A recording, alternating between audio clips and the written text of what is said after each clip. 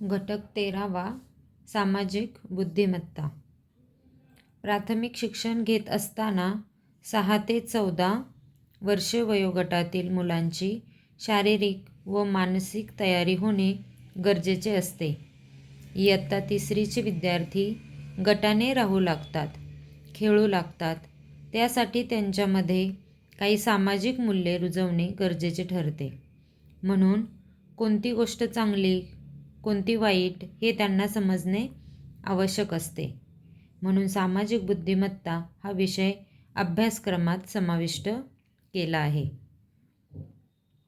शाळेच्या बागेतील फुले तोडावीत की तोडू नये, कचरा पेटीत टाकावा की वर्गात, स्वच्छतेच्या सवयी, इतरांशी प्रेमाने वागावे की तिरस्काराने, प्राणीमात्रांवर दया करणे, संवेदनशीलता इत्यादी बाबींचा समावेश सामाजिक बुद्धिमत्तेमध्ये होतो.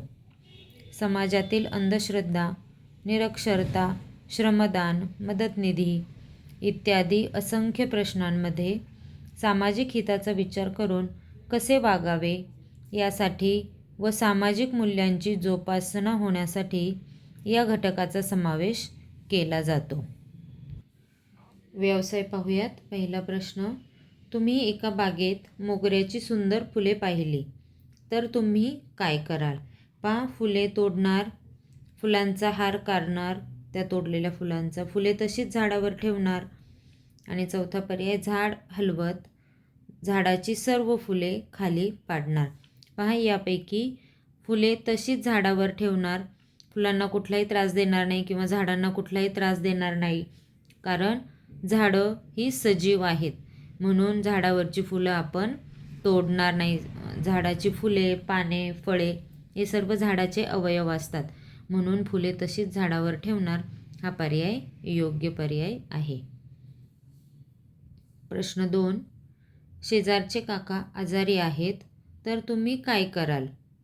घरातील टीव्हीचा आवाज वाढवून शेजाऱ्यांना त्रास देणार, त्यांना भेटणार नाही.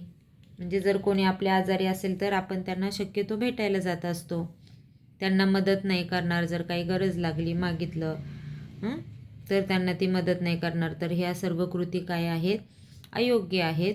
आणि चौथा पर्याय जो आहे की त्यांना भेटून त्यांच्या प्रकृतीची चौकशी करू, हा पर्याय योग्य उत्तर आहे. प्रश्न 3, शेजारच्या घराला आग लागली तर तुम्ही काय कराल? पहा, दुसरा पर्याय आहे, आगीकडे दुर्लक्ष करू, म्हणजे लागली आग तर लागू दे, असं करणार का? नाही. पोलिसांना सांगायला जाऊ. पहा, शेजारच्या घराला आग लागली आहे, जेव्हा आग लागते त्यावेळेला पोलिसांना सांगत नाहीत तर अग्निशमन दलाला कळवलं जातं. म्हणून हा पर्यायसुद्धा चुकीचा आहे. त्याच्यानंतर आग तशीच पाहत राहू, एखाद्या घराला आग लागली तर लागू दे आग, असं आपण म्हणू शकतो का? नाही. म्हणून हा पर्यायसुद्धा चुकीचा आहे. तर आपण काय करू शकतो? इथे अग्निशमन दलाला कळवू शकतो. प्रश्न 4, तुम्ही शाळेतून घरी जाताना रस्ता ओलांडताना एक आजीबाई दिसली तर तुम्ही काय कराल? पहा, तसेच पुढे निघून जाऊ. पहा, आजीला रस्ता ओलांडता येत नाही, तुम्ही तसेच पुढे जाणार का? नाही. आजींच्या घरी सांगू.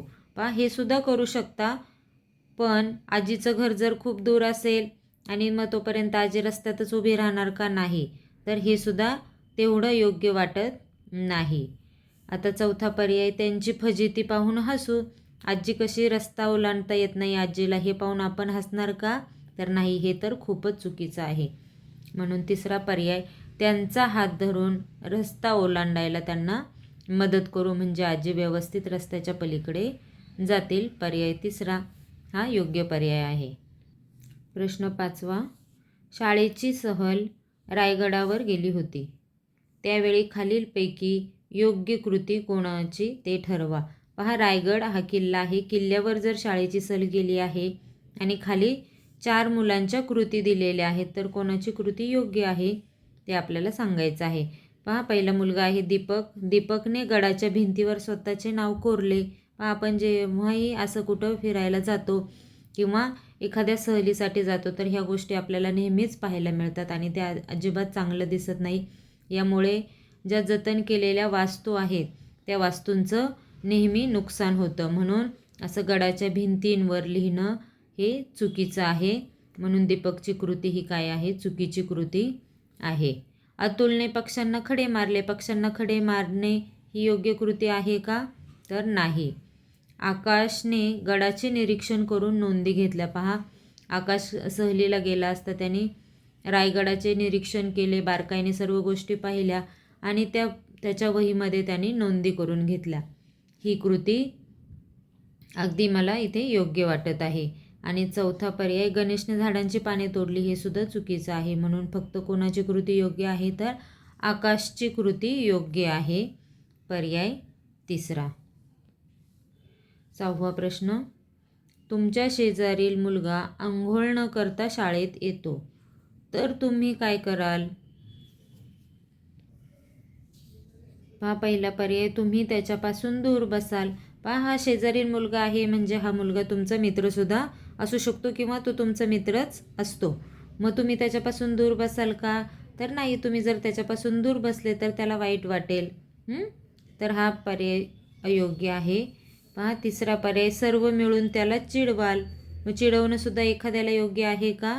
तर नाही.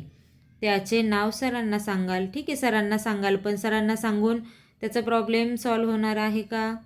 त्याच्या प्रश्नाचं उत्तर किंवा तो जो कृती करत आहे शाळेत अंघोळ न करता येतो याचं सोल्युशन इथे मिळणार आहे का सरांना नाव सांगून?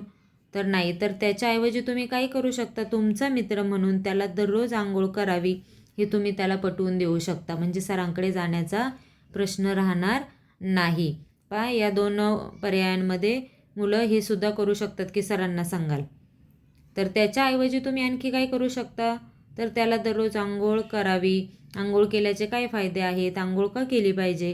हे त्याला तुम्ही जर पटवून दिलं तर तो दररोज अंघोळ करून येऊ शकतो आणि मग सरांना नाव सांगण्याची गरजसुद्धा लागणार नाही. म्हणून पर्याय दुसरा हा योग्य पर्याय आहे. प्रश्न 7, सुनामीग्रस्तांना मदत करावी का? तुम्हाला काय वाटते? पहा, आता हा प्रश्न थोडासा यातला शब्दांचा अर्थ समजणं गरजेचं आहे. पहा, इथे सुनामीग्रस्त म्हणजे सुनामी हे काय आहे हे तुम्हाला आधी माहिती हवं. तर तुम्ही ह्या प्रश्नाचं उत्तर अगदी योग्य लिहू शकता. पहा, सुनामी म्हणजे जेव्हा समुद्रामध्ये मोठं वादळ येतं, जोराचा वारा सुटतो, मोठ्या मोठ्या लाटा येतात आणि मग समुद्राकडेची जी गावं आहेत त्या गावांचं, तिथल्या परिसराचं खूप नुकसान होतं. आणि मग अशा वेळेला मग त्या सुनामीग्रस्तांची आपण मदत करावी का? तर पहा, पहिला पर्याय, काय गरज आहे, बाकीचे लोक मदत करतील, असं म्हणून चालेल का? तर नाही. हा पर्याय चुकीचा आहे. मी अजून लहान आहे, मी काहीही मदत करू शकणार नाही. पहा, जरी आपण लहान असो तरी आपल्या आपल्या परीने आपण छोटीशी का होईना मदत करू शकतो. म्हणून हा पर्यायसुद्धा चुकीचा आहे. जेव्हा आपण लहानपणीच हा विचार जर करू शकत असू की मीही कुणाला मदत करू शकतो, तर तो मुलगा मोठं होऊन एखादी चांगली गोष्ट करू शकतो. त्यामुळे हा पर्यायसुद्धा चुकीचा आहे की मी लहान आहे, मी मदत नाही करू शकणार. चौथा पर्याय, तुम्ही मदत न करता दुसऱ्यांना मदत करायला सांगाल, हे सुद्धा चुकीचं आहे. आणि मग आता तिसरा पर्याय, प्रत्येकाने मदत करायलाच पाहिजे. पहा, हा पर्याय अगदी बरोबर आहे. लहान असेल, मोठं असेल, तर प्रत्येकाने आपापल्या परीने जर कोणी संकटात असेल तर अशा लोकांना मदत करणं अगदी गरजेचं आहे. म्हणून पर्याय तिसरा हा योग्य पर्याय आहे. प्रश्न 8, सार्वजनिक ठिकाणचा नळ चालू आहे, पाणी वाया जात आहे. पहिला पर्याय, कोणाला तरी नळ बंद करायला सांगेल. जी गोष्ट आपण करू शकतो ती इतरांना का सांगायची? आणि समोरचा व्यक्ती तो करू शकेल किंवा नाही शकणार, पण आपण ती गोष्ट करू शकतो. नळ बंद करणं हे अतिशय सोपं काम आहे. त्याच्यामुळं हा पर्याय चुकीचा आहे की दुसरं कोणाला तरी सांगेल. स्वतः नळ बंद करेन, पहा, हा पर्याय योग्य आहे. पाण्यात खेळत बसेल, चुकीचं. नळ केव्हा बंद होतो याची वाट पाहत बसेल तिथेच, हे सुद्धा चुकीचं आहे. पर्याय 2 हा योग्य पर्याय आहे. प्रश्न 9, वर्गात दुसऱ्या मित्राचे 10 रुपये तुम्हाला सापडले, तर तुम्ही काय कराल? पहा, एखाद्याचे आपल्याला पैसे सापडले तर मित्रांना वाटून देणार का? नाही, हा चुकीचा पर्याय आहे. वर्ग शिक्षकाकडे न देता खिशात घालेन, हे सुद्धा चुकीचं आहे. घरी घेऊन जाईल ते पैसे, जे पैसे आपले नाही ते घरी कसे घेऊन जाणार, हे सुद्धा चुकीचं आहे. आणि चौथा पर्याय, शाळेच्या मुख्याध्यापकांकडे देईल, हा पर्याय योग्य आहे की मला कोणाचे तरी पैसे सापडलेले आहेत आणि जर ते पैसे आपण जमा केले तर ज्याचे हरवले त्याला ते पैसे मिळू शकतात. म्हणून शाळेच्या मुख्याध्यापकांकडे किंवा शाळेत वर्गाच्या शिक्षकांकडे सुद्धा तुम्ही हे देऊ शकता. पर्याय चौथा. प्रश्न 10. शेजाऱ्यांचे पत्र तुमच्या घरी नजर चुकीने दिले गेले, हे तुमच्या लक्षात आल्याबरोबर तुम्ही काय कराल? पहा, शेजाऱ्यांचं पत्र आहे पण पोस्टमनने ते चुकून तुमच्याच घरी दिलं आहे, तर तुम्ही काय कराल? ते पत्र फाडून टाकणार, चुकीचं. पत्र पलंगावरील गादीखाली लपून ठेवीन. तिसरा पर्याय, पत्र वाचून मग नेऊन देईल, चुकीचं आहे. दुसऱ्यांचं पत्र आपण वाचू शकत नाही. आणि चौथा पर्याय, पत्र ताबडतोब नेऊन देईल, अगदी ही योग्य कृती आहे. पर्याय चौथा. प्रश्न 11. पूरग्रस्तांना मदत करण्यासाठी तुम्ही काय कराल? पहा, पूरग्रस्त म्हणजे जिथे खूप जास्त नदीला पूर येऊन जातो आणि मग तिथे आजूबाजूच्या परिसरामध्ये, आजूबाजूच्या गावांमध्ये खूप नुकसान होत असतं तिथे राहणाऱ्या लोकांचं. तर अशा वेळेला त्या पूरग्रस्तांना मदत करण्यासाठी तुम्ही काय कराल? तर पहिला पर्याय, टी व्हीवरील पूरग्रस्तांच्या बातम्या बघेल. ओके, ठीक आहे, बातम्या बघेल, पण फक्त बातम्या बघून काय होणार आहे का? प्रत्यक्ष मदत होणार आहे का? नाही, म्हणून हा पर्याय नाही. इतरांना मदत करण्यास सांगेल. जी कृती आपण स्वतः न करता इतरांना सांगतो ती कृती चुकीची असते. खाऊचे पैसे मदत निधीसाठी वापरेन. पहा, जर मदत करायची आहे पूरग्रस्तांना तर छोटे मुलंसुद्धा याप्रमाणे मदत करू शकतात. स्वतःचे खाऊचे पैसेसुद्धा ते मुलं मदतीसाठी देऊ शकतात. हा पर्याय योग्य आहे. वर्तमानपत्रातील पूरग्रस्तांसंबंधी कात्रे जमा करेन. पहा, वर्तमानपत्रामध्ये बातम्या आलेल्या आहेत, त्याची कात्रणं जमा केल्याने त्या पूरग्रस्तांना मदत होणार आहे का? तर नाही, म्हणून फक्त क हा पर्याय योग्य आहे.